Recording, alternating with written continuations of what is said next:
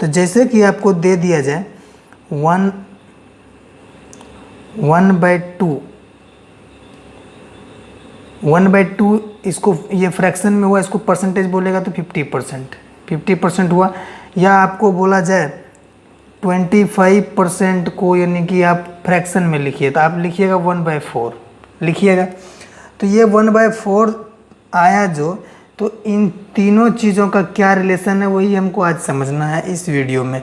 तो देखिए, उसको समझने से पहले अगर आपको बोला जाए 4 का ये 25% निकालिए तो आपका रिजल्ट आएगा 1। नहीं विश्वास है तो आप निकाल के देख लीजिए। 4 का 25% बराबर 1 होता है। कैसे होता है? 4 का मतलब गुना 25% मतलब 100 दीजिएगा नीचे में, 25 से 4 बार में 4 से 4 कट गया बराबर 1 आया ना आपका। तो इस तरह से ये वर्क करता है। मतलब अगर हम इनडायरेक्ट रूप से इसको बोलें, यानी कि ये 4 जो है, ये 4 का ये 25% ये 1 होता है। मतलब 4 अगर मूल संख्या है, इसको अगर मूल संख्या बोलें, मूल संख्या का ये 25% जो होगा ये रिजल्ट होगा, हमारा ये परिणाम है। तो मतलब परसेंटेज का यही मतलब होता है कि 25% बराबर 1/4 हम लोग बोलते हैं। लेकिन क्यों? तो इस चीज़ का यही तोड़ है कि इसको क्यों बोला जाता है। मतलब 25% बराबर 1/4 हुआ, ये 4 मूल संख्या हुआ। मूल संख्या का 25% जो परिणाम होता है ऊपर में होता है 1। तो इस पे यानी कि इसी मेथड पे हम इंक्रीज डिक्रीज वाले लगभग मैक्सिमम क्वेश्चन को इसी मेथड पे, इस बस एक मेथड को आप याद रखिए, सारा क्वेश्चन बनेगा। ठीक है, तो चलिए देखते हैं 1 बाय 1 हर एक टाइप के क्वेश्चन को देखेंगे। क्वेश्चन है आपके स्क्रीन पे। क्वेश्चन में कहता है एक आयत की लंबाई में 20% की वृद्धि करने तथा चौड़ाई में 20% की कमी करने पर इसके क्षेत्रफल में कितने प्रतिशत की कमी आएगी। आप लोग फॉर्मूला जानते हैं, आयत का क्षेत्रफल जो होता है लंबाई गुने चौड़ाई, length into breadth equal to होता है एरिया ऑफ रेक्टेंगल। मतलब लंबाई गुना चौड़ाई बराबर एरिया इनटू रेक्टेंगल होता है, एरिया ऑफ रेक्टेंगल होता है। तो इसी को हम यानी कि लिखे हैं। अब देखिए, बोलता है कि लंबाई में 20% की वृद्धि होती है। तो 20% बराबर आपको अगर पूछें तो 20% बराबर आप जानते हैं 1/5 होता है। और इस अभी तुरंत आपको बताए हैं ये वास्तविक वैल्यू होता है और इसका परिणाम ये होता है। अगर 5 का 20% निकालने के लिए बोले तो हमारा 1 आएगा। तो 5 का यानी कि 5 का 20% अगर 1 हुआ तो बोल रहा है 20% की वृद्धि हो रहा है। तो मतलब 5 में 1 की वृद्धि हो रही है।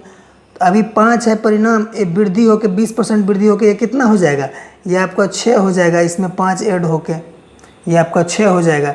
तो वही अगर हमारा यानी कि ये यूनिट है 5 यूनिट, इसको मानिए लेंथ अगर 5 यूनिट है, इसमें 20% की वृद्धि अगर होती है तो ये बढ़ के हमारा 6 यूनिट हो जाता है। अब ब्रेथ में क्या होता है, देखिए चौड़ाई में क्या कर रहा है, चौड़ाई में 20% की कमी करने पर अब 20% की कमी कर रही है। तो 20% बराबर 1/5 होता है, ये जानते ही। अब कमी हो रही है, प्रतिशत कमी हो रही है 20। तो 5 में कितना कम हो रहा है? 5 का 20% 1 होता है, तो 5 में 1 कम हो रहा है, तो मतलब कमी होकर आपका 4 आएगा। आप आशा करते हैं समझ रहे होंगे। इसमें से 20% कम हो रहा है, तो 5 का 20% 1 होता है, तो 5 में से 1 कम होगा तो 4 आएगा आपका।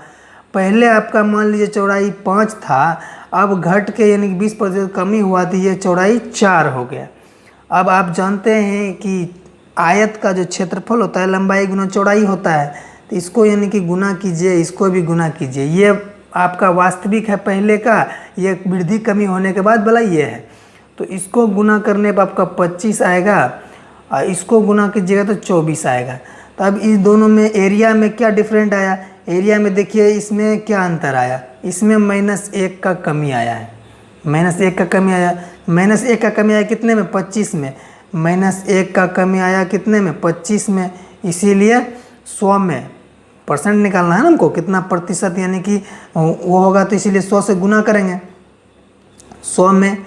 तो 25 से 4 बार में मतलब -4% बोलिए या फिर बोलिए 4% कमी।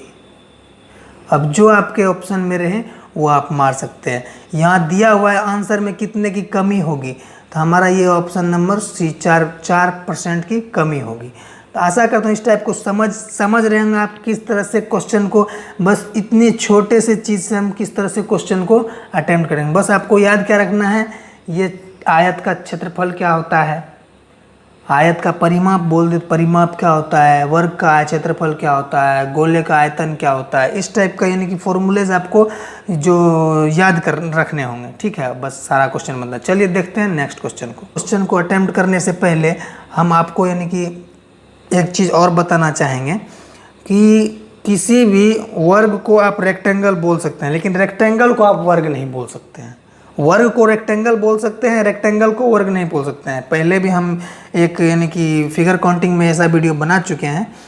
तो आप वर्ग को रेक्टेंगल बोल सकते हैं, वर्ग को आयत बोल सकते हैं, लेकिन आयत को वर्ग नहीं बोल सकते हैं।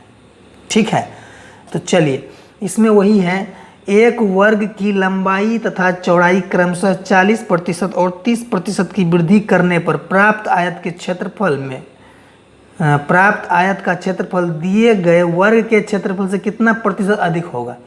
अब वर्ग का क्षेत्रफल लंबाई गुना चौड़ाई बोलिए या भुजा स्क्वायर बोलिए, बात बराबर है, क्योंकि वर्ग में लंबाई चौड़ाई सब बराबर होता है, चारों भुजा बराबर होता है। तो उसको आप किसी भी तरह से, और एक अभी तुरंत आपको बताएं तो हमको दिया हुआ है a × a बराबर वर्ग का क्षेत्रफल होता है। ठीक है, अब क्या बोलता है 40% तथा 30% की वृद्धि हो रही है, तो आयत बन जा रहा है। ऑब्वियसली है 40% और 30% डिफरेंट प्रतिशत है, उतना वृद्धि होगा तो आयत बनेगा ही। अब 40% की वृद्धि हो रही है, 40% बराबर आप जानते हैं कि 2/5 होता है। अगर ये 5 मूल संख्या है तो इसमें से 40% वृद्धि हो रही है, तो 5 में से 2 वृद्धि हो रहा है, 5 में 2 वृद्धि होगा तो कितना होगा 7। तो पहले आपका ये 5 है, पहले क्या था 5 था, अब वृद्धि होके ये हो गया, इसमें +2 वृद्धि होके ये आपका 7 हो गया। अब रेक्टेंगल का लंबाई जो है 7 हो गया। अब क्या बोलता है, अगर 30% की यानी कि चौड़ाई में वृद्धि होती है, तो 30% बराबर आप लोग जानते हैं कितना होता है, 3/10 होता है फ्रैक्शन में। 10 का 30% 3 होगा, आप जानते हैं कि 10 का 30% जो होगा वो 3 होगा। 10 में से 30% की वृद्धि हो रही है, तो 10 अगर मूल संख्या है तो उसमें वृद्धि होके 3 होके ये आपका 13 हो जाएगा।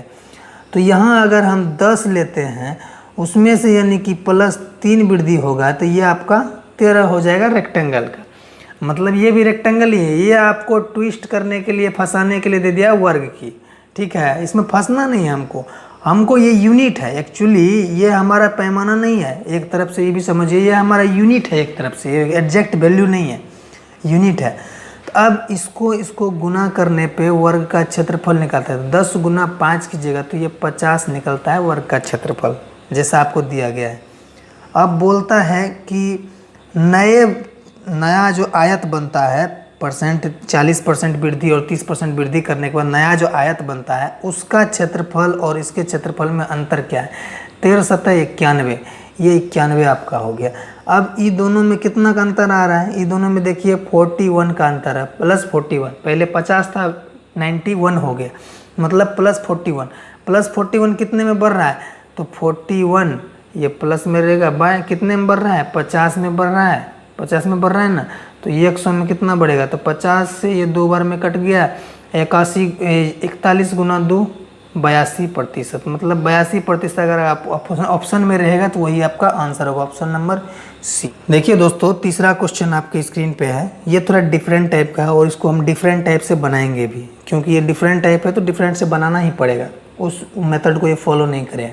किसी आयत की लंबाई में 20% की कमी कर दी जाए तो उसके चौड़ाई में कितने प्रतिशत की वृद्धि की जाए कि क्षेत्रफल अपरिवर्तित रहे। मतलब आयत में 20% की कमी कर रहा है तो उसके यानी कि लंबाई में 20% कमी कर रहा है आयत के लंबाई में, तो चौड़ाई में कितना प्रतिशत बढ़ाएंगे उनका क्षेत्रफल पे कोनो असर ना पड़ेगा। तो आप जानते हैं L × B बराबर होता है क्षेत्रफल, एरिया होता है ना। तो मान लीजिए इसमें, क्योंकि हमको एक ही डाटा दिया हुआ है, एक डाटा नहीं मालूम है, तो इसको मानेंगे। माना कि लंबाई 100 है, चौड़ाई भी हम 100 मान लिए, तो एरिया कितना हो जाएगा? 10,000 हो जाएगा ना, 10,000 हो जाएगा, कोई दिक्कत नहीं। इसको भी 100 मानिए, इसको भी 100 मानिए, 10,000 एरिया हो गया आपका, ठीक है। अब बोलता है क्वेश्चन में, ये आपका पुराना हो गया, अब नया क्या परिवर्तन होने के बाद होता है इसमें, देखिए लंबाई में 20% कमी कर रहा है, तो लंबाई आपका ये है, इसमें से 20%, 100 में से अगर 20% कम कीजिएगा तो आपका कितना आएगा? 80 आएगा। और क्या बोल रहा है, तो उसके चौड़ाई में कितने प्रतिशत की वृद्धि की जाए? चौड़ाई में प्रतिशत वृद्धि करना है, तो मालूम नहीं है, तो ये 100 पहले से मालूम है, इसमें हम नहीं कुछ हो तो x वृद्धि कर दे रहे हैं, x वृद्धि करते हैं, x का मान निकाल लेंगे तो हमारा यानी कि, तो उसके बाद क्या? क्षेत्रफल अपरिवर्तित हो, तो क्षेत्रफल अपरिवर्तित रहेगा, क्षेत्रफल वही रहेगा हमारा, मतलब क्षेत्रफल में कोनो परिवर्तन नहीं होगा। अब इसको यानी कि आप सरल कर दीजिए तो आपका आंसर आ जाएगा। 80 गुना 100 कीजिएगा तो 8,000 होगा, 8,000 प्लस ये 80x बराबर 10,000, तो 80x बराबर ये इधर जाके घट जाएगा तो 2,000 हुआ। x बराबर 2,000 बटे 80, शून्य शून्य खत्म, 8 से ये 25 बार में 25% आपका अगर ऑप्शन में है तो आंसर होगा, तो मतलब 25% ऑप्शन नंबर सी में है। तो इस तरह से आप यानी कि इस टाइप का अगर क्वेश्चन आए तो ऐसे ही बनेगा, इसमें कोई, ये तो हम यानी आपको बताने के लिए न किए, इतना करने की ज़रूरत नहीं है। आप ये 10,000 लिखिएगा, बस मने मन 2,000 घटाइएगा, उसमें 8 से भाग दीजिए, 25% आ जाएगा। तो ये यानी कि एक प्रैक्टिस पे डिपेंड करता है, आप कितना प्रैक्टिस करते हैं, ठीक है। अगर बोल दिया जाए आपको 16.2/3% बराबर क्या होता है, आपको फटाक से जो 1 पे है 1/6 होता है, तब ना ये 6 वास्तविक मूल्य हुआ, मूल संख्या हुआ, मूल संख्या का 16.2/3% 1 होता है। तो इस मेथड को आप अगर याद रखते हैं, इस चीज़ को याद रखते हैं, परसेंटेज से फ्रैक्शन, फ्रैक्शन से परसेंटेज, तो आपका परसेंटेज और इजी, ये चैप्टर इजी हो जाएगा। चलिए देखते हैं नेक्स्ट क्वेश्चन को।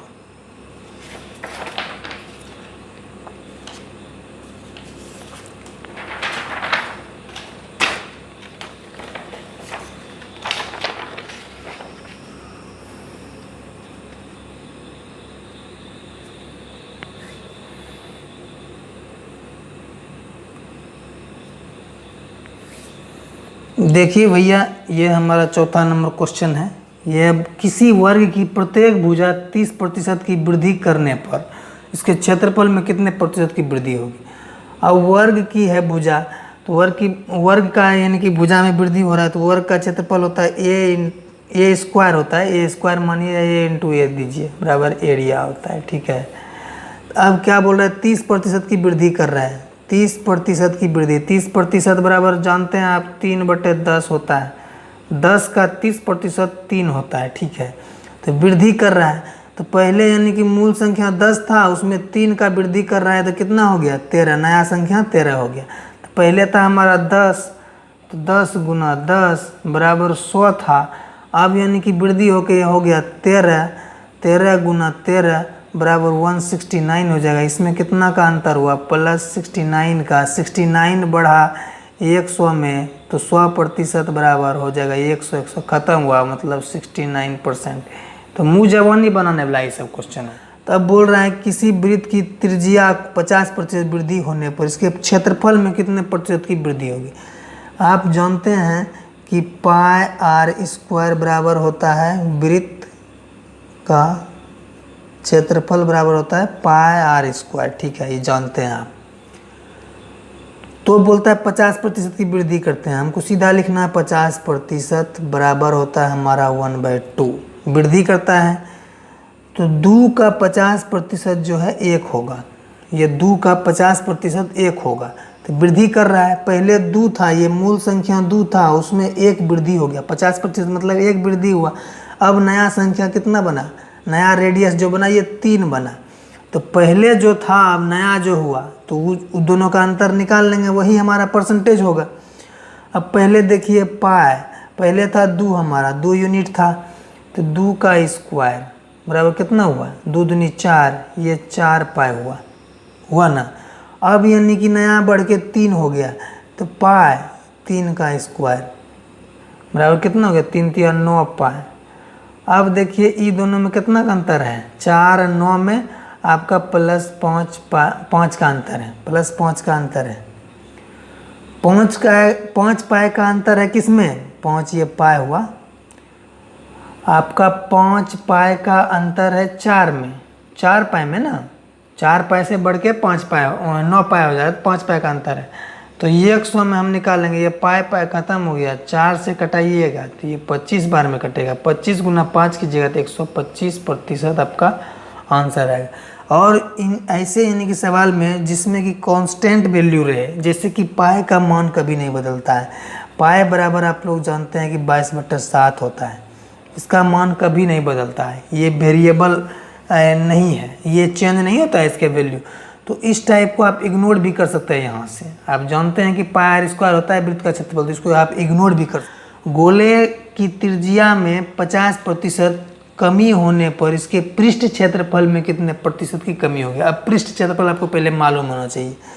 तो गोले का पृष्ठ क्षेत्रफल जो होता है 4πr², ये होता है गोले का पृष्ठ क्षेत्रफल, ठीक है। बोलता है 50% की कमी हो रही है, 50% क्या हो रही है, 50% बराबर 1/2 होता है, तो ये कमी हो रही है। तो 2 का 50%, एक मतलब 2 में से 1 कम हो रहा है, 1 बच रहा है नया परिणाम।